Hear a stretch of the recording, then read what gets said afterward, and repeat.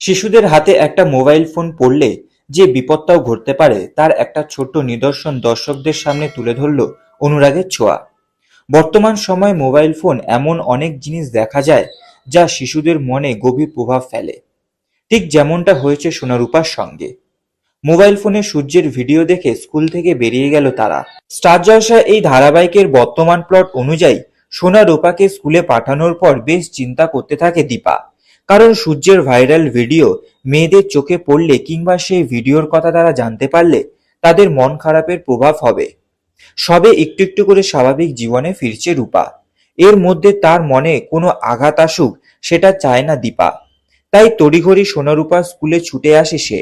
আজকের পর্বে দেখা যাবে সোনারূপা স্কুলে একজন সহপাঠী টিফিন বক্স করে মোবাইল ফোন নিয়ে এসে তাদের একটি ভিডিও দেখায়। সেই ভিডিওয় সূর্য এবং ইরার হোটেলের সংক্রান্ত যাবতীয় ঘটনা দেখা যায়। সোনারূপাকে ভিডিও দেখানোর পর সেই মেয়েটা নিজের ফোন নিয়ে সেখান থেকে চলে যায়। এইদিকে বাবার এই ভিডিওর কথা সোনারূপার মাথায় ঘুরতে থাকে। তারা ভাবে, বাবা এত দূর এসেও তাদের সঙ্গে একবারও দেখা করলো না। এরপর কাউকে কিছু না বলে একা একা স্কুল থেকে বেরিয়ে যায় দুজনে। অন্যদিকে কাকিয়া বাড়ি ফিরে তিস্তাকে বাড়ি বিক্রি নিয়ে প্রশ্ন করতে থাকে।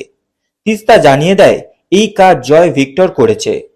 কাকিয়া তখন আরো রেগে গিয়ে চিৎকার করতে থাকে। তখন জয় এসে তাকে বোঝানোর চেষ্টা করে।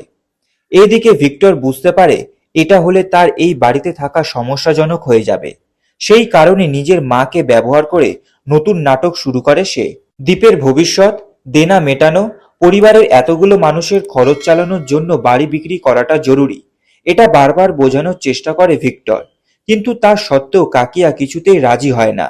এইদিকে স্কুলে এসে সোনারূপাকে কোথাও খুঁজে পায় না দীপা। সে সঙ্গে সঙ্গে প্রিন্সিপালের কাছে গিয়ে মেয়েদের বিষয় জিজ্ঞাসা করতে থাকে। এরপর সিসিটিভি ফুটেজ দেখার পর জানা যায় সোনারূপা একা স্কুল থেকে বেরিয়ে গিয়েছে। এরপর যে মেয়েটি স্কুলে ফোন নিয়ে এসেছিল সে এবং তার মা বাবা স্কুলে এসে উপস্থিত হন। প্রিন্সিপালের কাছে গিয়ে নিজের মেয়ে যাবতীয় দোষের কথা স্বীকার করে নেন। সেই সঙ্গেই উপযুক্ত শাস্তি দেওয়ার কথা বলেন। দীপা বুঝে যায় সূর্যের ভিডিও দেখার পরেই সোনারূপা স্কুল থেকে বেরিয়ে গিয়েছে, কিন্তু মেয়েরা কোথায় যেতে পারে তা কিছুতেই বুঝতে পারে না সে। এরপর সেই মেয়েটির থেকে যা কিছু জানার সেটা জেনে সোনারূপাকে খুঁজতে বেরিয়ে পড়ে দীপা। তো বন্ধুরা, এরকম সিরিয়াল সংক্রান্ত বিষয়ে আপডেট পেতে হলে আমাদের চ্যানেলটিকে সাবস্ক্রাইব করে রাখতে হবে এবং পাশে থাকা বেল আইকনটিকে প্রেস করে রাখতে হবে। দেখা হচ্ছে পরবর্তী একটি ভিডিওতে। সবাই ভালো থাকবেন।